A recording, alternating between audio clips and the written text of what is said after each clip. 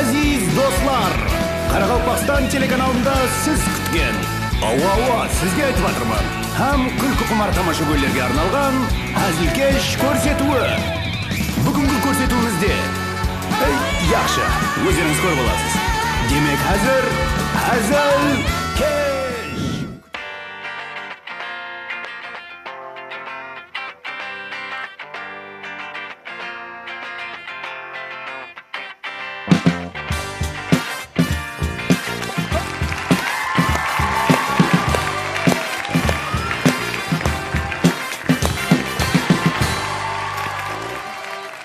Assalamu alaikum aziz tele tamашагөйлер. Assalamu alaikum kelген тамашагөйлер. Сіздердің ярым сағатлық кейпиятыңызды мойынға алған халда Қарақалпақстан телеканалында әзілкеш көрсетуі.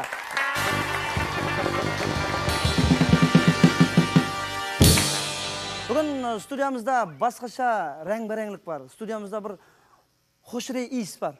Бұл нең иісі? Қарақалпақ даласында өсетіғын хошырей иіс жусанның иісі. Демек, меймандарымыз жусан топары жігітлері.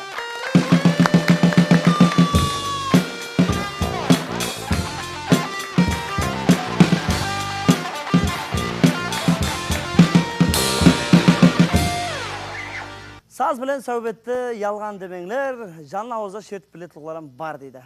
Әлбетте, жусан топары.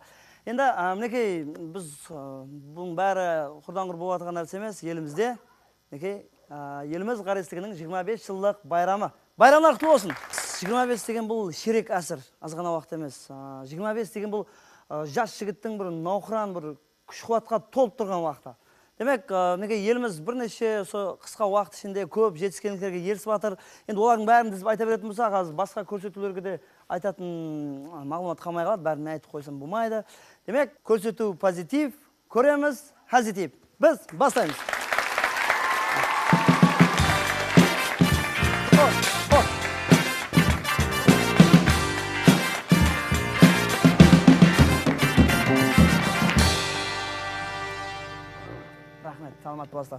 Енді білсеңіз, қазір август айы, әрбір айдың өзіне тәнлік болады. Мысалы, август айында байрам, тойлар көбірек болады.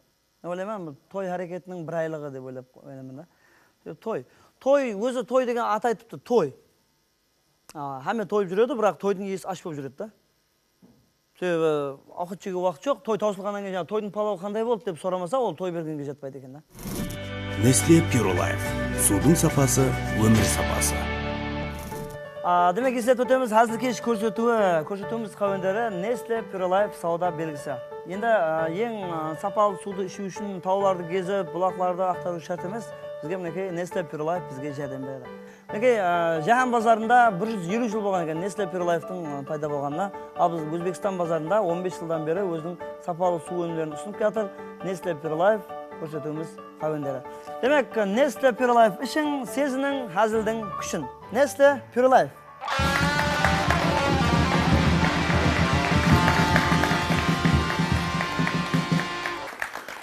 Енді негізі саз сәубет. Біз саз сәубетті көбірек қай жерде тыңлаймыз, білесіз бе? Жаңа айтқанда, тойға барған уақытта тыңлаймыз. Тойға барған уақытта тыңламауға іләжіңім жоқ, колонканың алдында отырсаң. Әзір. Онан кейін және қай жерде тыңлаймыз? Радиода. Радиода. Демек, біздің ендігі меймандарымыз елімізде қарайсыздықтың нәтижесінде еріскен үлкен табыстардың бірі пайтақтымызда бұдан 7 жыл бұрын ашылған, сондай бір жаңа толқында бір өзгеше жолмен бізге кіріп келген Нөкіс FM радиосы.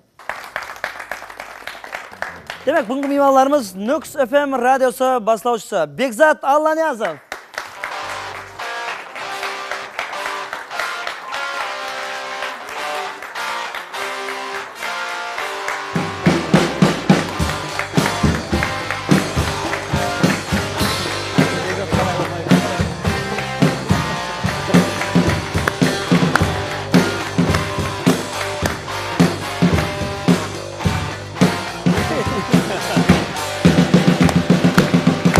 Ассалаумағалейкум, Емірбек. Қош келіпсіз. Жусан, ассалаумағалейкум тамашагөйлер, теле тамашагөйлер. Бекзат, қош келіпсіз. Рахмет. Байрам құтлы болсын. Рахмет. Өзіңізге хам халқымызды баршасын 25 жылықпен құттықтаймыз. Рахмет, төрлетеміз. Бекзат қалып. Емірбек. Ашқыспа, нан әпкерің тез. Мен жалғыз емеспен. Сен жалғыз емессің. Яғни жалғыз өзім келмедім, кәсіптесім Гүлзира бар қасымда. Ембергенова. Гүлзира Ембергенова. Демек, Нокс FM радиосында бір ажайып шырайлы қарындасымыз бар. Рус тілінде алып баратын бастаушы Гүлзира Ембергенова.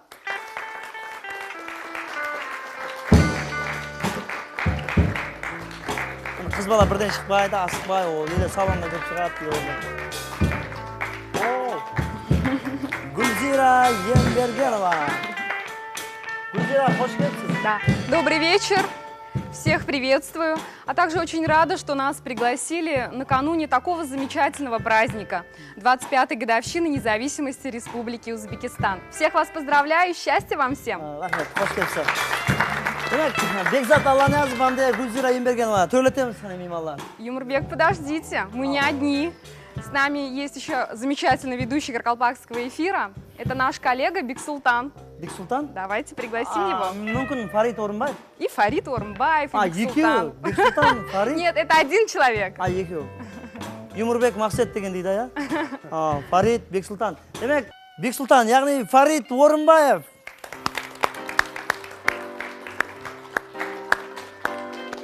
Салам алейкум.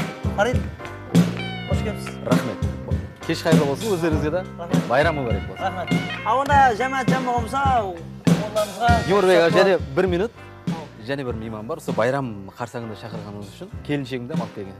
Үйіңізді үшімен келген екенсіз ғой? Иә, келіншегімді алып келдім үйден. Сіздеріне алып келмес, күйеуіңіз қақпы сен. Біреу болады.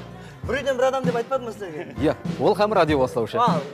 Радио бастаушы. Фарид Орынбаев негізі радио бір жерде істейді екен, өмірлік жолдасымен. Фарид Орынбаев, оның өмірлік жолдасы. Зүлфия атындағы мемлекеттік сыйлық лауреаты, радио бастаушы Айшолпан Оразымбетова.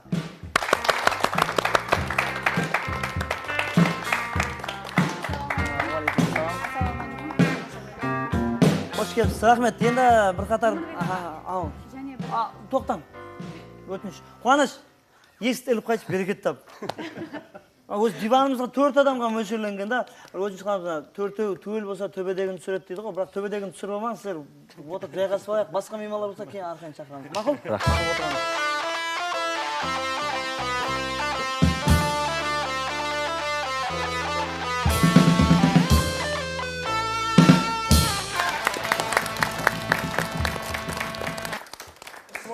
Ал, жігіттер, қызлар, көрдіңіз ғой, бұл телевидение, бұл радио емес, аңсат емес, сіздердің келіп отыруыңыздың өзі үлкен бір салтанат болды да ол. Ал, қош келіпсіздер. Рахмет. Байрамлар құтты болсын. Рахмет. Енді бір екі адам бір танысымен көрісіп қалған уақытта ең көп берілетін сұрау, сөйтіп не жаңалық деген сұрау бар да. Бірақ оған түйірлі жауап айтпайды ешкім. Қызық жоқ, жаңалық жоқ дейді. Ал, сіздерде сөйтіп не жаңалық? Жаңалық бар. Жаңалық көп. Көп? Жаңалық көп пе, я бар ма? Бар, һәм көп. Екеу бір нәрсе мәні? Иә, жаңалық бар да, һәм көп та Жақсы. жаңалық. Ал, қандай жаңалық? Бірінші жаңалықтан... Тоқтан, Рио-де-Жанейро 2016-ны айтпай қойын, оны естік кеше. Иә, ояққа біздер бара алмай қалдық. Себебі басқа бір көрік таңдауға қатысуымыз керек еді. Өзбекстан Республикасының Қауіпсіздігінің 25 жылдығына арналған Азат юрт толқынлары көрік таңдауында жылдың ең жақсы үлгілі радиосы деген номинация бойынша бірінші орынды алдық. Мұнда тастиқлаушы статуэтка, диплом, бірінші дәрежелі диплом. Екеуінен бір орын үшін берді ме? Енді анау статуэткісі бұл дипломы бір-бірін тастиқлайды да. Қандай жақсы, ажайып. Юмурбекті Мақсет тастиқлайды деген. Демек, Өзбекстан еліміз көлеміндегі барлық радиостанциялар арасында ең үлгілі Нокс FM радиосы, біз құттықтаймыз. Рахмет, рахмет. Сонда үлгілі болғанда енді әмес сіздерден үлгі алу керек қой енді. Үлгі алса болады. Шашын алдырып, Шашын алдырып, ямаса өсіріп.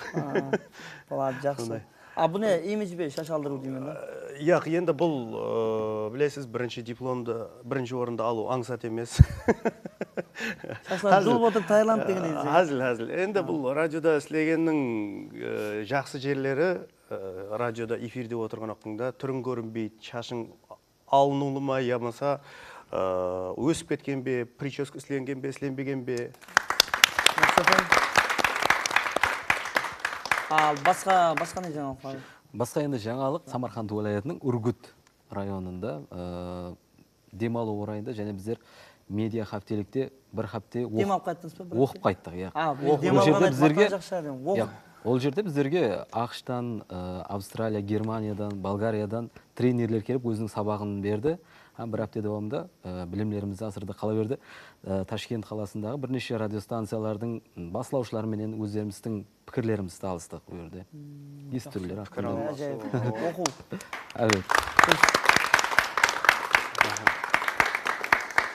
Біздегі және бір жаңалық сол Өзбекстан Республикасы Олий Мәжілісі жанындағы мемлекеттік емес, коммерциялық емес һәм бұқаралық жәмиеттің басқа да институтларын қолдап қуатлау фонды тарапынан өз құқыңды білесең бе жой бар үшін 25 миллион грант ұтып алдық. Мархамат. Сертификат көріп шығыңызға. 25 миллион тұрады, ұстап көрсем ба? 25 миллион. Бірақ 1 миллион алып қойма. Сондай ма? Салмағы бар. Ұстағанның өзінде өзін басқаша сезіп отырмын. Ажайып 25 миллион. Болады. Осы жаңалықтарымыз. Жақсы күніңізге рауажанына жұмсала берсін. Аумин, рахмет. Рахмет. Жаңалықтың бар сіздерде екен ғой? Ауа. Есть еще одна новость хорошая. В этом году, если республика отмечает 25-ю годовщину со Дня независимости, наше радио отмечает 7 лет. Вот нашему радио в этом году исполняется 7 лет, и хочу поздравить в первую очередь всех своих коллег. Рахмет. Также от имени нашего коллектива хочу поздравить всех наших слушателей, любимых, верных нам. Мы рады каждому слушателю. Ну и вот будем мы, наверное, праздновать. Это у нас в сентябре месяце. Наша дата, да. Вот число 7 очень красивая дата. И вообще вот в этом году мы заняли место. 25-я годовщина и 7 лет нашему радио. В общем, у нас сегодня... Вообще у нас очень много событий. Мен түсіндім. Радио 7 жасқа толып жатыр. 7 жасқа толғаннан кейін, неге бір апта оқып қайттық десем, бала оқуға барады ғой 7 жастан кейін. Ажайып, зор. Құтылқайымыз. Рахмет. Енді бір сұрау да. Нүкіс ФМ радиосы.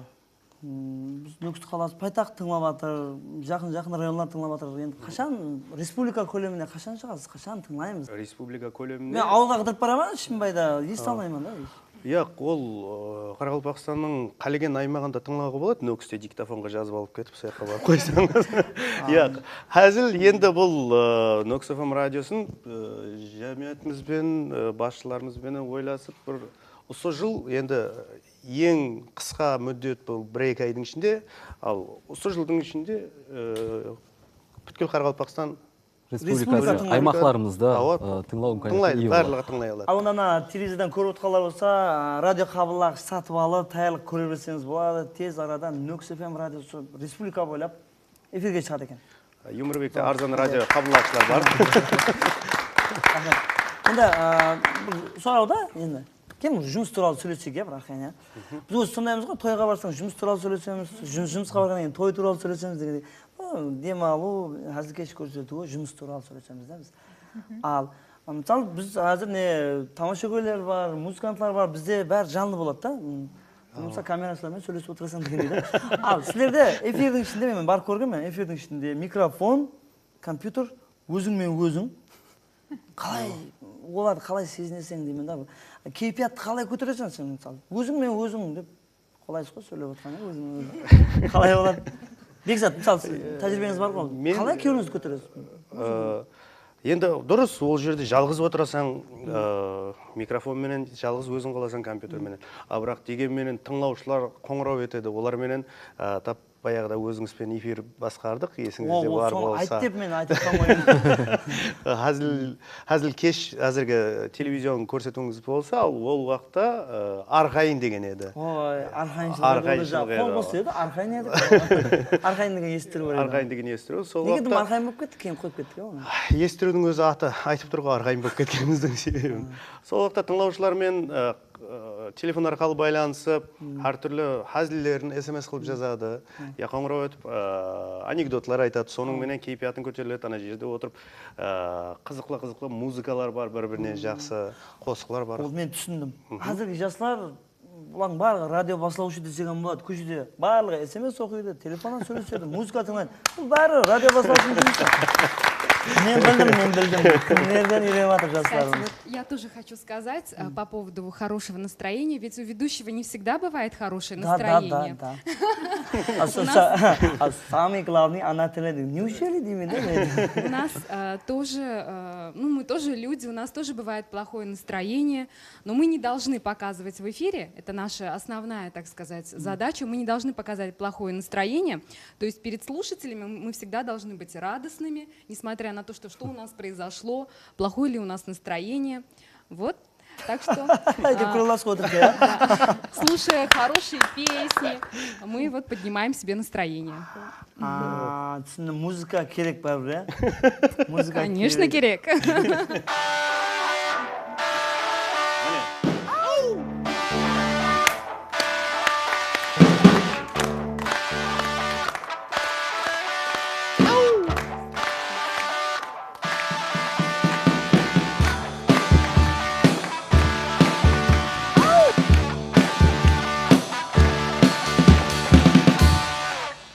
Жусан топары.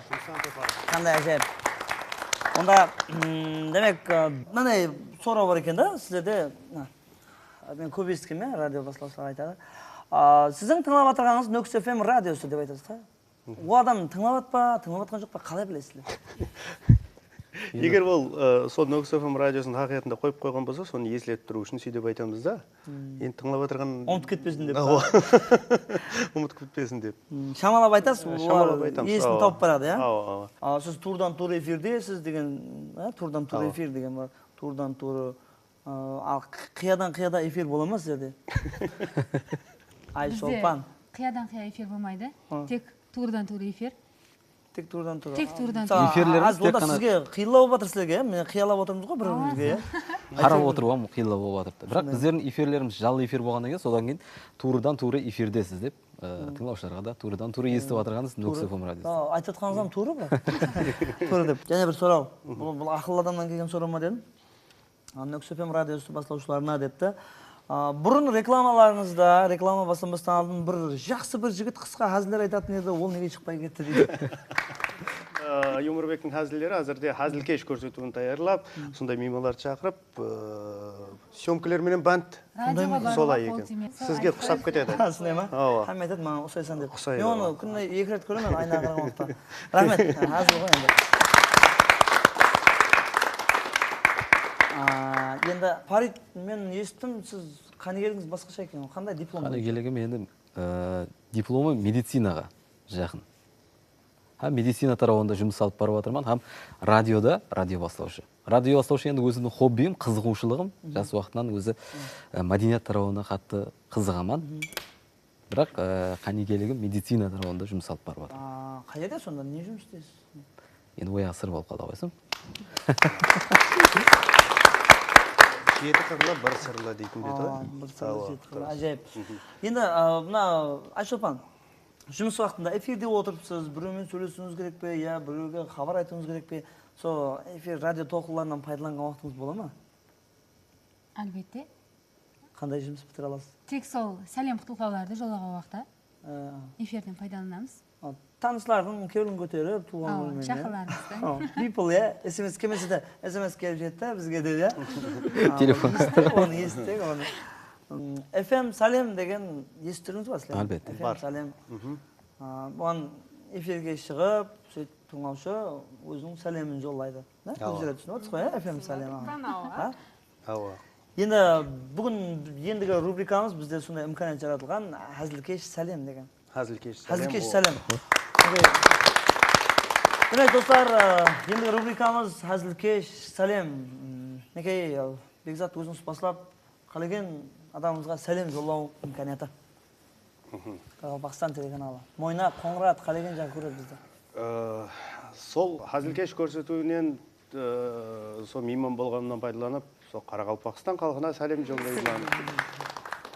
Всем, кто нас смотрит, передаю большой привет. И также хочу спросить у домашних, покормили ли они мою дочку, потому что я дочку оставила. Сейчас сижу и очень волнуюсь. Ананың кеулі балада деген ғой. Фарид, келің бізле біргелікте сол Шаңырақ Шаңырақ ағзаларымызға ағзаларымызға сәлем сәлем жолдап қоя қояйық. Сіздер екеуіңіз бір адам, иә, бір үйден, иә? Фарид Орынбаев, Бексұлтан деген атпен шығады екенсіз, иә? Әлбетте. Басқа және атлаңыз бар ма? Жоқ, тек бір ат әзірше. Мысалы, Брат менде- жетеді. Брат жетеді. брат десе, иә. Болды, брат түсіндім. Менде мысалы мынандай аттар бар да, мен Юмурбек деп айтады ғой сахнада, иә. Үйде былайына Мақсет деген атым бар. Кейін үйде ағасы деп айтады, папа деп айтады.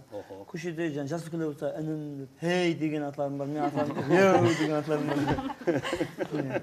Әншек. Той басқарамыз ғой, соңғы кезде еу деп айтады да. Тойдың ярым өткеннен кейін шпан еу деп. Атларым көп та сондай. Сенде құр екеу екен ат, иә? Әзірше екеу болады сол. А, Жетеді. Енді Фарид, біз естіп жатырмыз, Нөкс ФМ-де басылаушылық қылған пайттан бастап, сіз мінекей өзіңіз медик қызметке шпакер болуыңызға қарамастан, сондай көп ықыласпеншілер топлап үлгердіңіз да. Енді Шпакер адам қалай жақсы радио басылаушы болып кете алды? енді радио бастаушы деп тек қана өзімнің талпынысым емес, радиода һәмме жәмәтіміз, кәсіптестеріміз қолдап қуатлайды біздерді. Ұстаздарымсан бар. Міне енді радиоға кіріп келгенде Бекзат өзімнің қатар болса да енді ұстазымыз жол жабаны көрсетті. Сенен екі көлік, екі көлік, үш рет Қатармыз. шаш тоздырған. Қаш тоздырған. Шаш тозып қала береді. Мен естім, Фарид тек қана ықыласпеншілер жинап қоймастан, өмірлік жолдастан осы радиодан тауған екен. Өмірлік жолдастам радиодан тауған. Жаңа айтып жатырсыз. Сол ақында келің бір жас жұбайлар рубрикасы деп қоямыз да. Фарид, сіз басылайсыз, қалай болды бұл мұхаббат әфсанасы тарихы? Қалай табыстыңыз? Сол радиода табыстық әлбетте. Себебі бұл менен бір жыл кейін келді радиоға. 5 жыл болып жатырды, мен 6 жылдан өтіп жатырды. Сол радиоға келген уақытларынан бастап айтып жатырмыз, жоғарыда һәмме затты аппаратураларды өздеріңіз басқарамыз. Бір басылаушыға қиыншылық тудырған, сол уақытта қасында жәрдем беріп, үйретіп. Сөйтіп қарасаң, болады, жақсы тіл алғыш, үйде де жәрдем берсе зор болады деп, иә? Мұхаббат бәндіргісі деген жасылардың арасында ең бір күсіп тыңланатын бір естірі бар еді, кеште алжас қылсам, иә, һәміміз тыңлайтын еді қой, көздерінен белгілі ғой. Мұхаббат бәндіргісі. Мейіргүл Есімбетова дегеніміз бар. Ол қайда? Ол сол мұхаббат бәндіргісіне тез-тез барып сол жерден өзінің сүйікті ярын тауып, қазір бәндіргіде емес, енді үйінде сүйікті ярының тұрмыс құрып. Демек, Нөкс ФМ радиосы бұл жасылар радиосы, мұхаббат радиосы да, иә? Солай ұқсайды. Ашылған емес пе? Гүлзира, сен радиоға барғаннан кейін табыстың, иә? Радиода, яғы мен табысқаннан кейін радио аштым. Бәрін басылып берген сен екен. Яқшы, кейінен Шахаманнан Майдагүл деген бір апай сұрау жіберіпті. Нөкс ФМ-де, мен барған уақытта естіп едім, Нөкс ФМ-де ғары болып кім сөйлейді екен деп, жаңа апай қызықсынып отқан. Айшолпан сөйлейді десек, ешкім сенбейді. Гүлзира сөйлейді десек, сенбейді. Гүлзира бір көрін қане сол қарында. Мен қазір табамын өзім. Гүлзира бір айтып старик қарының даусымен бір сөйлеп көрін. Для меня это очень трудная задача. Демек сіз емес? Точно, мен емес. Фарид? Ол нысанда тек бір ғана нысан сөйлейді біздерде. Бекзат.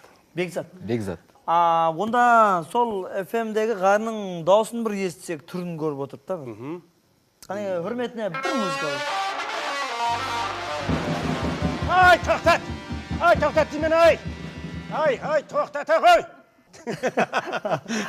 Рахмет. Майдагүл апа, демек, диққатпен тыңдаңыз, журналистер, радио басылаушы. Не үшін деп аталады деген сөз деп аталады. Кстати, хорошая скороговорка перед тем, как выйти в эфир, да? Чтобы потренировать. Мен авторлық құқық талап етемін. Что деген, не деген дейді, я? Жастар ұялы телефонда көп бән тазыр. Тек ұялы телефон. Көшеде, оқуда, отырып, тұрып, ұйқылайтын уақытта сол телефонның ішіне кіріп болып ұйқылайды, кейін көрпенің ішіне. Будильникпен оянады да, ол ма? Маленькие дети, вот они тоже постоянно с телефоном. Моя дочка, ей всего 1,5 годика, Вот она тоже просит телефон, нажимает что-то, вот уже понимает, как-то блокировку даже снимает. Біледі, Вот. иә. Сіз өзіңіз хаю айтпағаннан кейін телефоннан қойып алып тұрмайтын шығар енді. Нет, я пою колыбельные своей дочке. Онда Сама пою. Онда Гүлзирадан музыка импровизациялық үзіліп түседі. Сіз бастайсыз, тыңдаймыз онда. Спят усталые игрушки, книжки спят, одеяло и подушки ждут ребят. Даже сказка спать ложится, чтобы ночью нам присниться и пожелать баю-бай.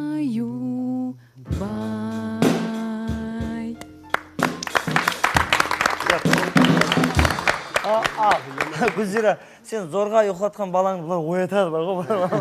Иә, Емірбек, меніңше қызы дұрыс қылады. Бұл хаю дескенін телефон ойнаған жоқ. Лучше пусть на телефоне, да, слушает. Жақсы, бірақ. Азыр Бексұлтан ұйықтап қалайын деп қалды, иә, Бексұлтан? Да, как раз программа же вечерняя, вот всем после просмотра можно пойти спать. Бұлар жақсы. Және сұрау, енді жазда білесіз, сүйіршібін, Айшолпан, сіздер екеуіңізге сұрау да. Сүйіршібін не үшін қан көбейтетін дәрі жемейді? Себебі адамдардың өзін шағып, онда жетерлік мұғдарда ондан амзаят қан бар. Сүйіршібінде қан болса, ол не қылады адамның қаны демен да ол. Оған қан керек болғаннан кейін шағады ғой. Қан керек мұғд. Ал келгеннен кейін ол біз ұрамыз соң. Яқсыз енді шпакерсіз қой енді. Не үшін сүйіршібін дәрі жемейді демен да? Қан көбейтетін дәрі бар ғой, ә? Қан көбейтетін дәрі бар. Не үшін жемейді деп ойлайсыз? Адам жейді, адамдағы дәрінің мұғдарын сол сүйіршібінің өзі жесе керек. Және бір сұрау бар еді да, бізге жетіп келген. Шомайдан Юсуп деген жолапты. Сұрау. Адамға мұрын не үшін керек болады? Ну, я знаю, что... для чего- Я қота, Гүлзира ойнап қалды, растан не керек бар? Әкеп шақты. Зачем мне нос, да? Я знаю, что просто нельзя сувать Вы нос в чужие дела. Вот.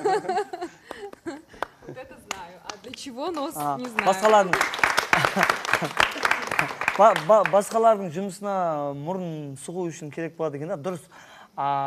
Бекзат, саған не үшін берілген мұрын? Енді не үшін екен білмедім де, бірақ бізге молдан берілген. Қыздың көркі бұрым, жігіт көркі мұрын дейді ғой. Енді сен неше мұрындық балаң бар, Бекзат? Екеу. Соң үшін берілген ғой, мұрның асылып сөйлеп жүреді. Айшолпан, беріңіздеп жатыпты деп алып жібердің. Не күлесіз? Har көргенде айтама, алып тастаңын. Қалма? Қал. Қал болса қала берсін. Айшолпан, дүниядағы ең үлкен бас киімді кімдер киеді? Басы үлкен адам шығар. Оп, дұрыс! Nestle Pure Life. Судың сапасы, өмір сапасы. Есет өтеміз, көрсетеміз қауындары Nestle Pure Life сауда белгісі. Nestle Pure Life. Азыл кешпенен бірге. Ассаламу алейкум. Уалейкум ассалам. Уалейкум ассалам. Қош келіпсіздер. Демек, біз интеллектуал ринг ойынымызды бастаймыз. Тайынсыз ба? Тайынман. Бірінші сұрау. Ең жақсы пайдалы ішімлік. Су. Дұрыс. Екінші сұрау. Nestle Pure Life сауда белгісі неше жылдан бері өнім істеп шығарады? 150 жылдан бері. Дұрыс. Nestle Pure Life қазір дүнияның неше мемлекетінде өнімдерін ұсынып жатыр? Дүнияның 49 мемлекетінде өз өнімдерін ұсынып жатыр. Құласы жауаптар дұрыс. Сіз жеңімпаз болдыңыз. Сәнді Nestle Pure Life суларын сізге ұсынамыз.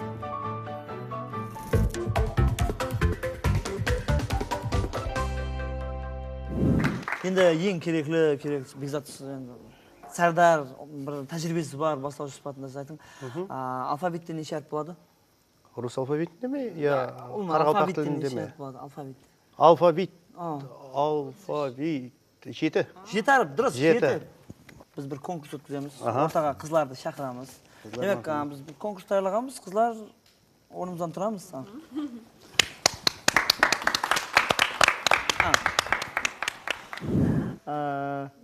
мынаны аз басыңызға қоямыз екеуміздің. Өзі аял адам өзі нәзік болады, жаңа не қылайды. Жүрісінің өзі басқаша болады ғой енді аял қыздардың. Еркек адам қопалданып кете береді. Сіздердің басыңызға шырпының құтысын қоямыз. Сіздер түсіріп алмай, мына сызыққа дейін кім бірінші жетіп қалса, демек сол жеңімпаз болады. Сауған таярлап қоямын мына жерге. Демек, астен музыка болып тұрады, сіздер түсіріп алмай, шаққан жетіп баруыңыз керек. 1, 2, 3, кеттік қане.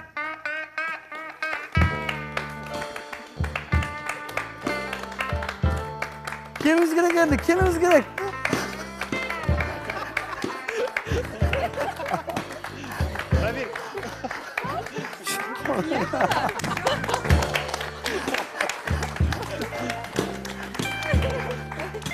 Сізге приз, Рахмет, отырамыз. Ой. Айшолпан Оразымбетова, Гүлзира Ембергенова. Енді келесі конкурс Бексұлтан менен Бекзат. Бәрі Бектен басылына беремен деймін, иә? Бізде Бектен жұмақылады. Демек, конкурстың шарты содан барады. Сіз радио басылаушылар тек қана тыңлатып емес, өздеріңіз тыңлап білуіңіз керек. Демек, диққат қыламыз. Аз мына жерде неше адам отырыпты, жастар, иә? Мен 1, 2, 3 деген уақытта hamımız біргелікте, әркім өзінің атын айтады. Қатты бар даусымен, қаттыға. Мен 1, 2, 3-мен әркім өзінің атын айтып бақырады. Сөйтіп, мына жерге ескелеріңіз жазасыз, сөйтіп біз барлаймыз, кім жақсы естеді. Кестік қой. Қағидалар түсінікілі, бұлай шығанақпен не болмайды, тістеу болмайды, бұлай не болмайды деген әзіл қой енді. Әзіл. Демек, сілерге де шарт түсінікілі, мен 1, 2, 3 деймін, сілер әме хормен сізге үмкәнет бұл. Қарылбақстан телеканалына атыңыз шығады әзір. Демек, диққат. 1, 2, 3. Алтынай деген қыз аз өзінің атын реклама қылып, әмеден кейін айтып қапты.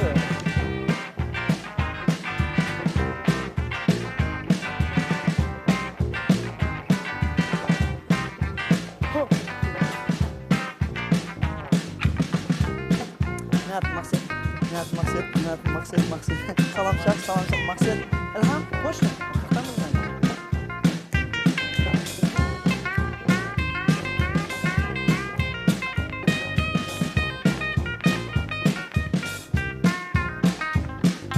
Бір, 2, 3, 4, 5, 6, 7, 8, 9, 10.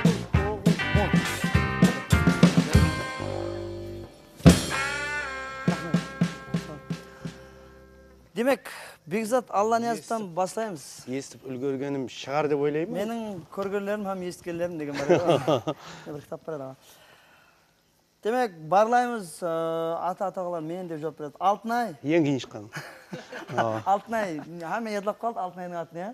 Һәме еділіп қалды. Деп ең кейін еді. Алтынай, мен деп айтасыз ғой? Мен. Сіз ба?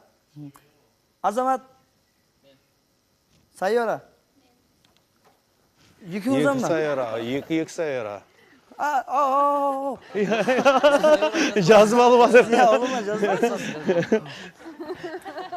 Сайора екеу екен, бірақ Бекзат, расын айты, қайсы сайораң жаздың? Екеуінім жаздым. Екі деген... Менде бір жазылған. Сайора, Аллаяр. Енді таныс болғаннан кейін. Сарби. Сарби деген жоқ ба? Кім Сарбиге сайды? Сіз Сарби емессіз бе? Мүмкін сіз Сарби деп қойды. Сағит дедім екен. Сарби кеме қапты. Солай ма? Шақырып беріңіз. Сарби жоқ. Ислам бар. Демек, 1, 2, 3, 4, 5 адамның аты жазылған. 6 адам жазылған, бірақ біреу кеме қан қояды. Сарбиге жоқ қоямын сонда. Бі айтып барың отработка істейді ертең. Сайора 2 сайоран жаздым ғой, 1 дегенде. Енді. 1 дегенде 2 сайоран. Сіз жаза аласыз ба жейді? Мысалы үшін Бексұлтан, Бекзатты 1 деген жаза. Жоқ артына квадрат қойып көтің керек. Біз алаң болып қалдық, сіз бұяқта. Жазып отқан жоқ па? Есімде қалған жаздым. Сондай ма? Бәрі Бексұлтанның қонсылары. Есіліп қалу қабілеті күшті бе? Неше гигабайтлық? Есіліп қалу? Баршылық па, терабайт па? Азамат? Алтынай? Әлхам? Аллаяр? Айсанем? Айшолпан, ашуланба. Үйге бақын, кім Айсанем ол? Не Айсанем? Айтылмаған Айсанем жазып отырсың. Өмірбек? Наргиза? Наргиза ярлап қалыпты. Гүлсара. Айттым ғой, олар жазды. Айсанем, Гүлсара екеу болды. Сіздің меде екеніңіз білініп тұрды әзір қол жазбасын. Жамиля? Жамиля. Жоқ қой, бар ма? Жамиля бар ма? Бүгін жоқ екен. Бұл енді мед колледжде оқыған ғой, енді студент уақытта. Сол ядындаған қызлардың бәрін атын жаздым ба, шеш шығып қалар деп. Аман. Амаллығы оғай. Несібелі? Жоқ. Иә, бұл Бексұлтан меніңше өзінің білетін атыларын айтқан.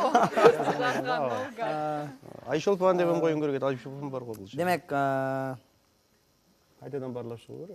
қайттан барлап шығамыз. Азамат бар, Алтынай бар, Ілхам бар. Мен бар қойып шығайын, жаңа ем түсіп кетеді азыр. Азамат бар, Алтынай бар, Ілхам бар, Аллайыр бар, Айсанем жоқ, Наргиза бар екен, Гүлсара жоқ, Гүлсара жоқ, Жамиля жоқ, Аман жоқ, Несібелде жоқ қой, айтып барың ана кеме ағалар қатынасын енді көрсетеді деп. Азыл шапалақ қошаметлер бір музыка болсын зор болатын еді. Рахмет. Бексұлтан 5 адамның атын жазды. Дұрыс жазу. Және 50-ге 50 болып тұрды, 5 адамның атын жазған, және жоқ 5 адамның атын жазғанда. Қалай ойлап тапты деймін. Жоқтан бар қылып үйренген. Жоқтан бар қылып үйренген. Радио бастаушы ол қосып айта береді, бөртіп. Рахмет. Бұл ап қоямыз ғой, естелік қойында. Ал Бекзат бар жоғы 6 адамның атын жазған, бірақ соның ішінде біреу жоқ. Сарбиге әмбі түсіп кетті, Сарби жоқ. 5-ке 5 әзірше. Жақсы пікір кеп қалды, екеуі де бесеу-бесеуін тапқан. Бізде бір жарыстың уақытында білеміз, 5-ке 5 деген уақытта хамен бақыратын ек қой, хамеміз қосып бақырамыз. Кездік қой, демек Бексұлтан әмде Бекзат тең, екеуі де бесеу-бесеуден 5-ке 5 25. 25 жылық байрам құтылы болсын. Рахмет.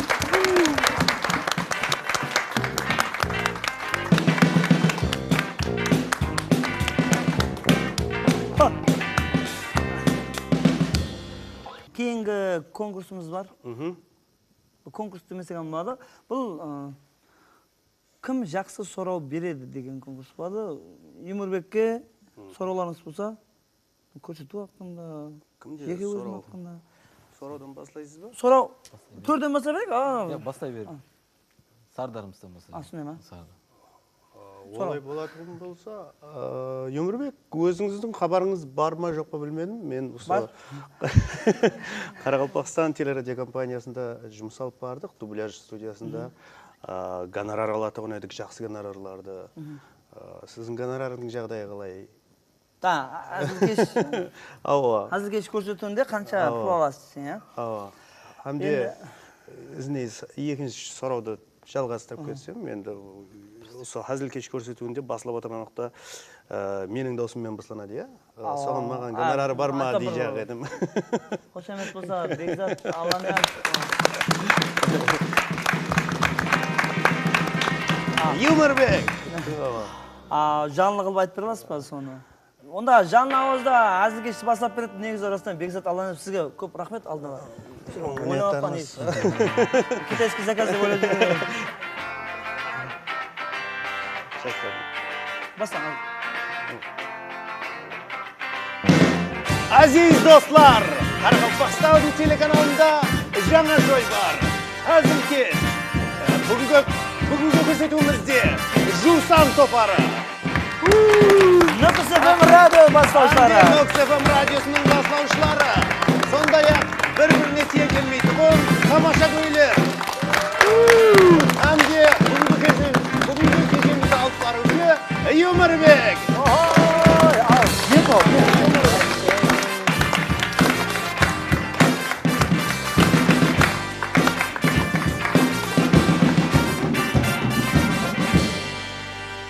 Бекзат Алланы yazып. Жайып, зор. Сіздің сұрауыңызға жауап бермеді нелі, Жоқ, гонорар мәселесі. Гонорар. Бексұлтан жақсы жауап береді, бұл сыр болып қалсын деп сондай. Ойласып атырған қойып тұрып. тест қылып берейік па, мынанша берейік па деп. А, Б деп па. Кеттік. Юмурбек, у меня есть вот к вам вопрос. Вы, шутите, да, вот постоянно. У вас бывают шутки про семейную жизнь. Вы берете эти шутки из своей собственной семейной жизни? Күтте ойламайын деп қойдым. Переводлап алайын бастап. Біз командамызбен ойласқа алда деп айтайын десем, команда жоқ екен қасымда. Гүлзира былай ғой. Мен оны әзіл деп жазбаймын негізі. Үйдегі көргендердің бәрін жазамын да. Әзіл емес та үйде, рас болған уақытта. Сөйтіп айтып берсем, адамдар күледі да оған. Негізі мен әзілдердің бірінші сол үйден келіп шыққан алда шаңырақта болатын уақиғалардан айырымларын бөлтіреді ғой, енді болмаса қара кеңшілік бола ма дегендей. Сондай көбісі, бірақ бірнеше редакторым, бірақ менің әйелім. Келіншегім редактор да ол. Мынау деп отырады, Айгүл әзіл тыңдап отқан шығар деп. Деп тұрып, мынауың тартпайды деп қайды. Бірден бақа береді, ол айтса болды, растан тартпайды ол. Қалай тартады ол? Алдын кесіп. Бір сынап көргенсіз ғой онда. Айгүл. Жена знает. Телевизордан көріп отқан болса, Айгүл мен расын айттым. Мен соңшынан мен бірінші редактор болғаннан кейін гонорар көплеу оған төленеді негізі. Ал бір музыка болса Айгүл.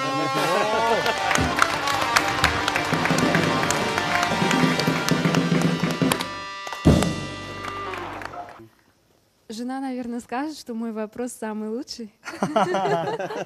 Айгүл айтамыз. Гүлзира еңбегі асқат. Алло, Айгүл, қайсы сұрауға ең жақсы сұрау деп не берейік? Айгүл. Гүлзира. Мен аз қолдан шығып тұрпан да. Сен қолмен сөйлесіп тұрсам, бол, қолмен қол арзан ғой, бізде қолдан қолға деген арзан. Рахмет. Демек, ең жақсы сұрау иесі Гүлзира Ембергенова. Гүлзира, қауындеріміз Нестле Пюролайф сауда белгісі атынан сізге ең жақсы сұрау болған үшін басыңыз аман болсын. Сөйтіп, неше XL размер, қандай XL? Как раз, спорт формасы, кеше олимпиадашыларымыз орын алып келіп жатыр ғой, енді күшті. Сондай, ол қызларыңыз саламат болып шықсын, өзіңіз спортпен шұғыламыз. Бұл сізге спорт формасы. Рахмет. Әсілге жоқ деп қояды. Әзіл, барлық қатынасушыларға бар. Демек, Бекзат Алла не азып, онымыздан тұрамыз. Бекзат, сізге қатты керек мұна зат. Сол керек. Бекзат, не зат деп тұрған болсам, қатты керек ама. Басың аман болсын. Фарид. Рахмет. Фарид. Рахмет. Фарид, бұл Фаридке, бұл Бексұлтанға. Айшалпан. Сізге.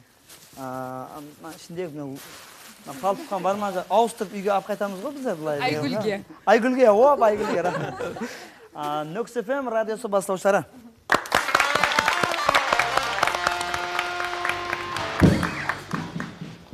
Көріп өткенізде, бүгін әзілкеш көрсетуінде мейманда жақында ғана сол Өзбекстан көлемінде ең үлгілі радиостанция номинациясын жеңіп алған өзіміздің 104 толқынларында Нөкіс ФМ радиосы басылаушылары меймандайды. Еліміз қарайсыздығының 25 жылдық байрамы, бәріңізді байрамды жақсы өткізуге тілектеспіз, күш-қуат тілейміз, табыстар алға ілгерілей берің. Елімізді шығыңыздан пайдаланып телевизордан. Қарайсыздығымыздың 25 жылығы менің шын көңілден құттықтаймыз, қарайсыздығымыз мәңгі болғай дейміз. Гүлзира. Я также поздравляю всех с замечательным нашим праздником, с 25-й годовщиной независимости Республики Узбекистан. Всем хочу пожелать, чтобы в семье было благосостояние, счастье, и мирного неба над головой всем нам. Спасибо. Мен де сол қарайсыздығымыздың 25 жылығыменен бүткіл халқымызды, әзиз тыңдаушыларымызды шын жүректен дүрітішілік жамаатымыз атынан құттықтаймын. Сілер сау болың, саламат болың, сілер бар екенсіз, біздер аянбастан естірулерді алып баруды давам етеміз. Ең әуелі сол қарайсыздығымыздың 25 жылығыменен шын жүрегімізден құттықтаймыз. Аспанымыз ашық болсын, еліміз тыныш болсын, har bir күніміз байрам болсын. Әзілкеш көрсетуіне әуметтілер тілейміз. Рахмет.